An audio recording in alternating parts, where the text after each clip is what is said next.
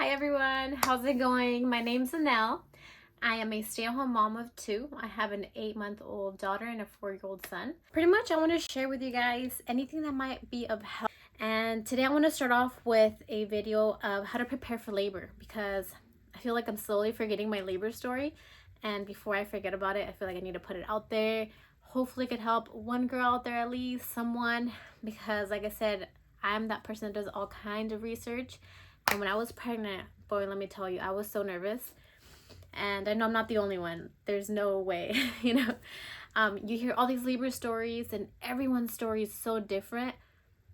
And I love hearing labor stories, honestly, because I was like, oh my God, what's going to happen to me? And at the same time, I knew I was learning from these girls, hearing all these stories and watching all these videos that I did.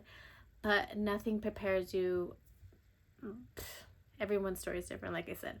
But one thing I can tell you, that I've been pregnant twice, and being prepared is the best thing because it brings a peace of mind. And although you never know how it's going to go, being prepared will make things a lot easier. So, okay, let me share with you my first labor story, which is with my son. That was 4 years ago. And then I'll let you know what I think helped prepare me for that. Because, girl, let me tell you, my labor was like that. It was quick. So, I ended up having my son at 38 weeks. He came on Mother's Day. It was that Sunday, Mother's Day. And so pretty much I went to the hospital because that night, I was having contractions. But I didn't believe they were contractions. It would hurt. But I don't know, I was just like, nah. I think I didn't want to believe it because I was like scared to go into labor. So that whole night, I was like rolling in bed, in pain, and my husband was there up with me. I was complaining like, oh my gosh, I'm so uncomfortable. I would lay one way, I'd turn the other way. He put a heating pad on my back and then on my stomach, and I was still very uncomfortable. But anywho, we made it through the night, and he's like, if you still have contractions in the morning, we're gonna go to the hospital. So that morning was Sunday, Mother's Day, except 4 years ago, and I still had contractions. So we went to the hospital. And we show up, the doctor checked me, he checked how dilated I was, and he said I was dilated, I believe like 2 centimeters. He said it was about the size of a quarter, and he's like, girl, you still go 2 more weeks, like you're not anywhere near labor yet, so go home. And it's like false labor, he said, it happens, like the Braxton Hicks. So I was like, okay, whatever. So I went back home, and within, I want to say like 15-20 minutes, I laid down, because we were still so tired from the night before for being awake. So we actually both laid down. We were gonna take a nap, and I was like, ooh, I have to go pee. So I went to the restroom, and as soon as I sit down to go pee, it was like literally what you see in movies. The whole my water just breaking. The water went everywhere, and it was with blood, a little bit of blood, probably with the mucus plug, and just everywhere.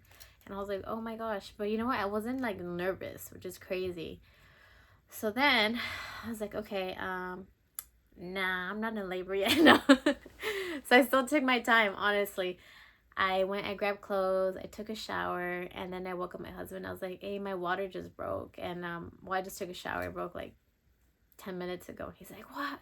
Oh my gosh, why didn't you tell me? Got all crazy, got up right away, got ready. And he drove me to the hospital. So on the way there, oh my gosh, those contractions were so bad. They were unbearable.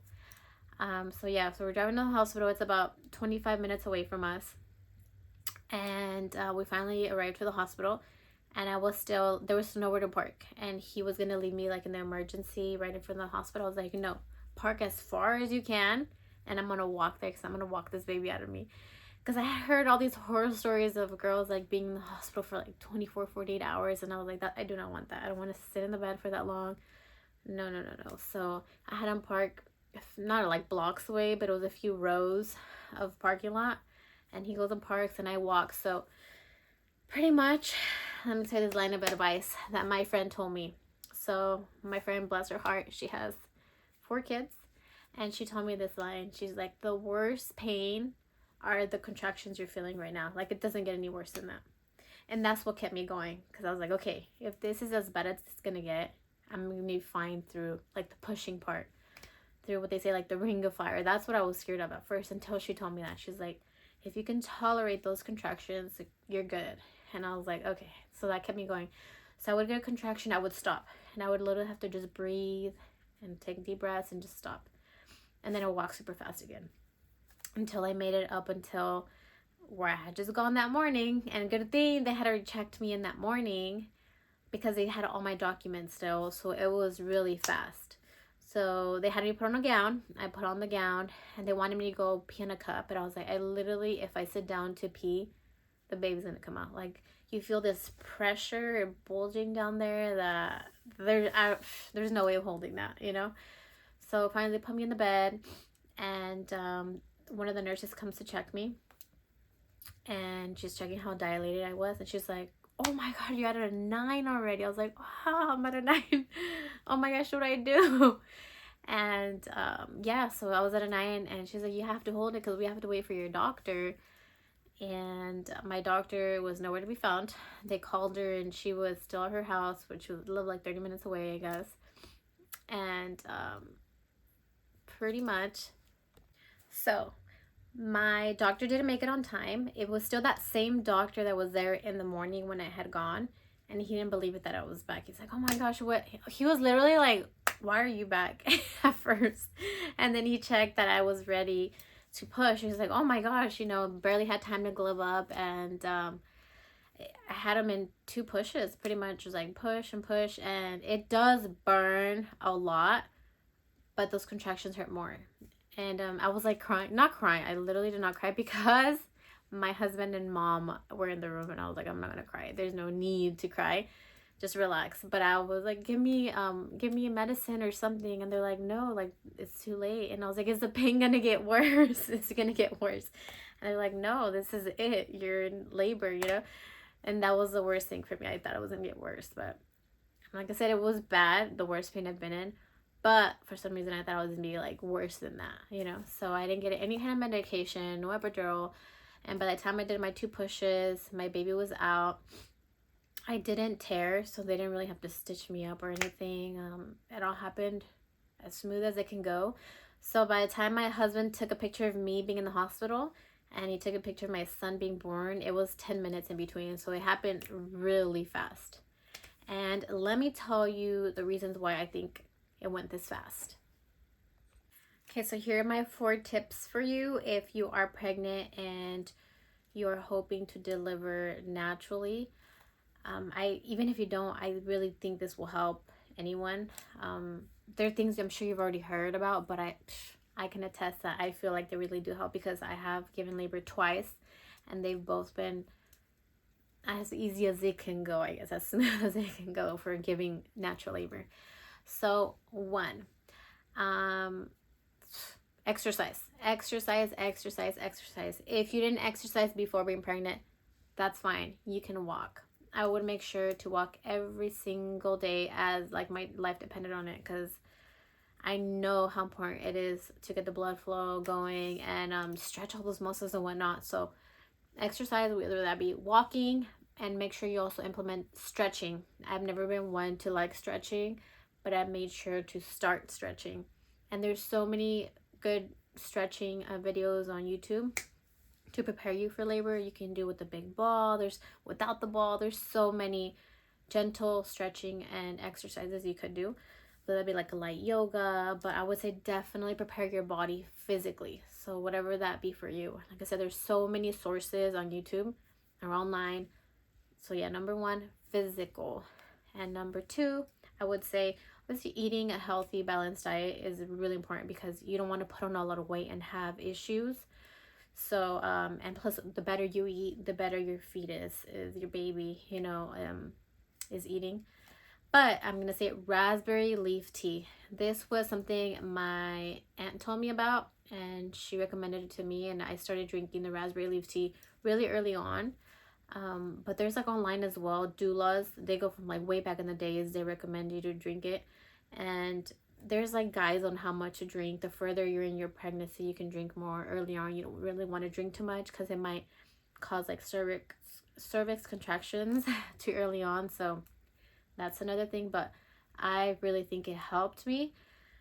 ripen the cervix. So I was drinking one from Target, and it's raspberry leaf tea, not raspberry tea, because some people get that confused. I was drinking a brand from Target, but I found it too cheaper to get this one from Amazon. I'll see if I could link it below. It's an organic raspberry leaf tea that came in a big bag. You can get it loose. Meditating. That is a game changer when it comes to being in labor. And I'm sure you've heard about it before too, but I kid you not, if it wasn't for Bridget Taylor, she has a YouTube channel. She's a doula down in San Francisco. God bless her heart, because she got me through my labor. Or her videos, she had like meditating videos, and there's this one little phrase that she said, I believe it was like, "You got this, mama," and she would play. I had my headphones on, so my second labor, oh my gosh, that one was a little more traumatic for me.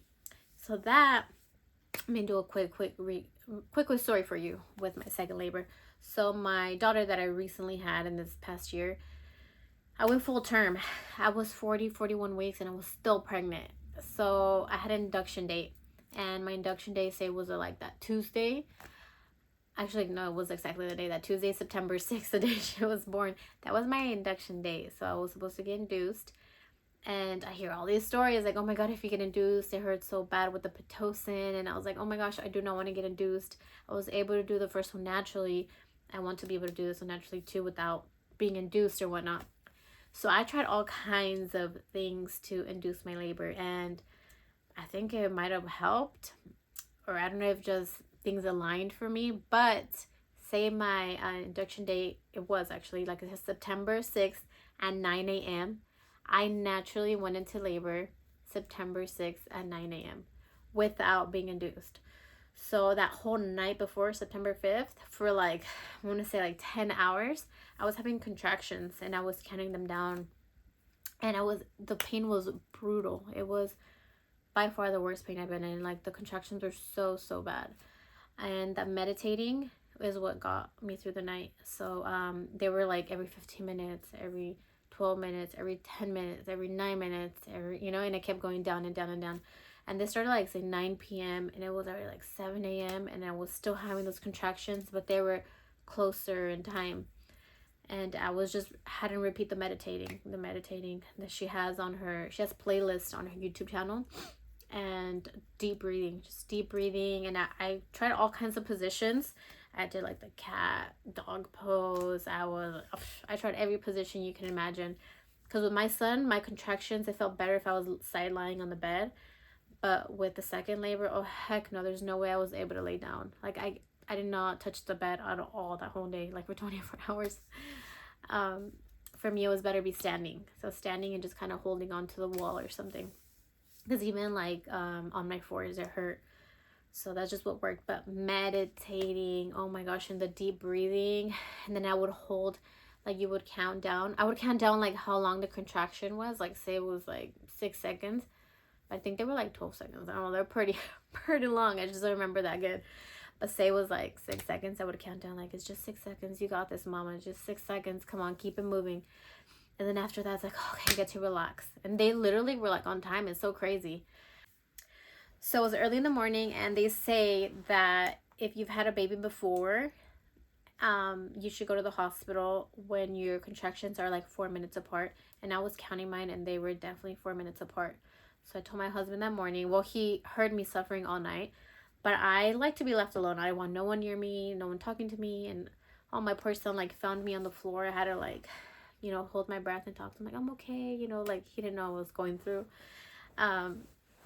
So yeah, so rushed into the hospital, and mind you, my water did not break. So this labor was a lot different because of that. Because of that, I think I went so long, and because of that, I think it was more painful.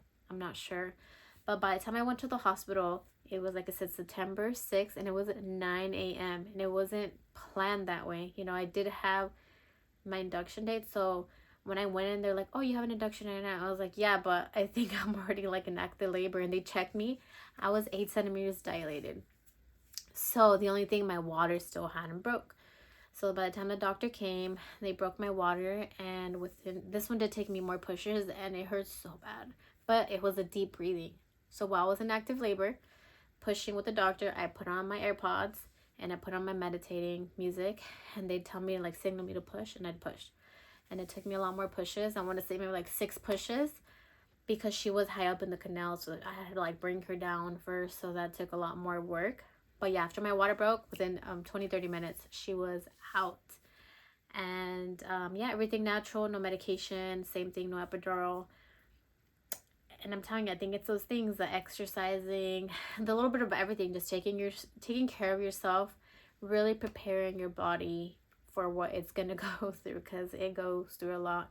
And then postpartum is a whole other thing. But thank you for listening to me. If you have any questions, comments, if you want to hear about anything else, please let me know. There's so much more I can share with you. I'm still breastfeeding till this moment, and there's a few things that I did different with my second pregnancy